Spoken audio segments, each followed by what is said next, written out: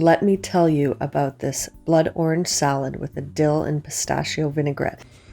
So I've had these blood oranges for, I don't know, 5 weeks. I've been really procrastinating on doing something with them, and I was about to kind of say bye, and then I cut one open and look at it. It's still good. Yeah, blood oranges are super neat and colorful and tasty, and we're gonna make a salad with this today.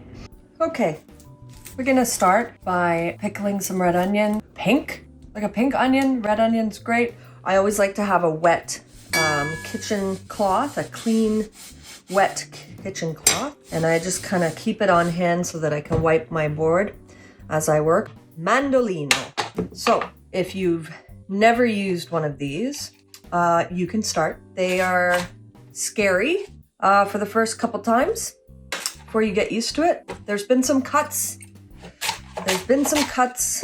in my life, but the more you use it, the better you get. We don't need a lot, but because this is so delicious and so easy for salad garnish, I'm going to prep kind of more than I need, and then it can stay in my fridge for over a week. Okay, let's get it in a small bowl, ready to go. Heat up some vinegar and water in a small pot with salt and sugar. This pickling liquid is hot and ready to go. Watch your eyes. It can be a little strong. So we're just gonna go in and pour that liquid over the onion. I'm just gonna cover it.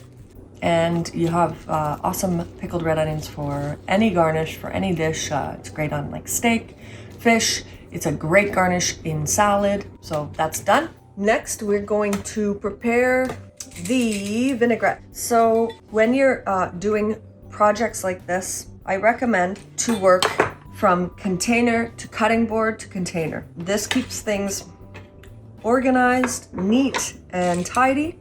I'm just gonna get to work. Try not to eat them all. This is what happens to me. Definitely buy shelled nuts if you can find them.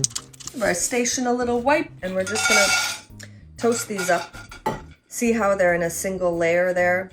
That's kind of what you want. You can bake these too for like 5 minutes at 350. I don't like to toast pistachios too much. They're small, and I like the flavor of them so much in their natural state that I don't like to kind of harass them with too much heat. So I like to do just a very light toasting.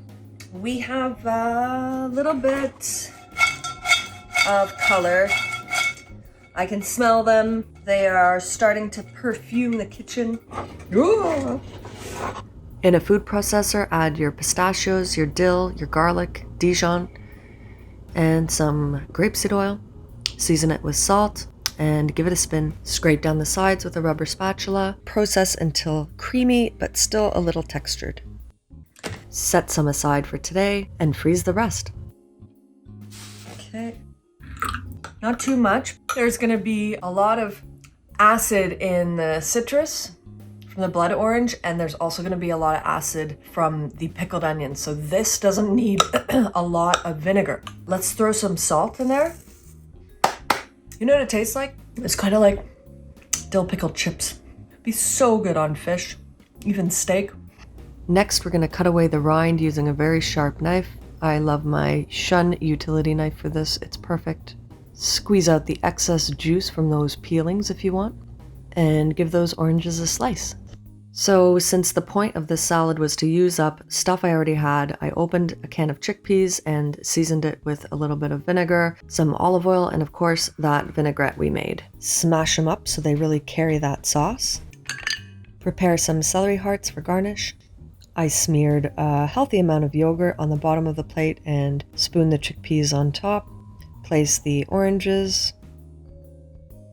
Arrange some garnishes, some celery hearts, some pickled red onion, of course our vinaigrette, some crumbled feta, some fresh dill fronds, and let's finish it with some chopped pistachios and plenty of olive oil. Lesson learned: there's beautiful dishes to be made by just using up stuff you already have. The results will totally surprise you.